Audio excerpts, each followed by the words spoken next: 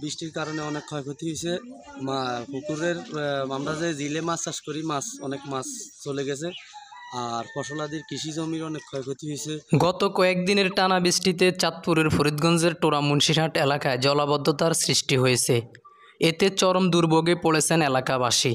21শে August সকাল থেকে রাস্তাঘাট হাঁটু থেকে কোমর সমান পানিতে ডুবে গেছে ফসলি জমি এবং মৎস্য চাষিদের ব্যাপক ক্ষয়ক্ষতি হয়েছে।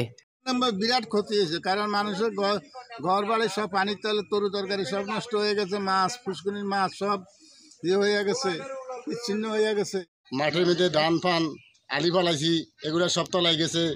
কি সমস্যা, আমরা আঁশ মুরকা লই, খানা দানা লই, কোনো বারে ঘরে যাইতাম হারি না, কিছু না। হেরার হানি উড়ি, হানি দিয়ে লামে না, কোরআন দিলে আমাদের জায়গা করে না, কোনো রাস্তা করে না। মানুষের ঘর বাড়িছে দিকে করি হেলাইছে, হানি বন্ধ করি হেলাইছে। এখন হানি কোনো লামতে হারে না, কোনো মিলামে না। আঙ্গ মরণ জ্বালাও না, আমরা মরি যাই, আমরা কিনে দিই। আর সব কিনে দিয়ে বালা আমরাও আঙ্গে হয়েছে জ্বালা। ওই তো ছাগল লই, মুরকা লই, আঁশ লই, গরু ছাগল লই বিপদে আছি। এরও রান্ধি খাইতাম নাই যা 3 দিন, খানা টানা সব বন্ধ। এর বারে ঘরে যাইতে হারে না, লেট্রিন সব কাল ভাঙি চুরি ব্যাগ উঠছে।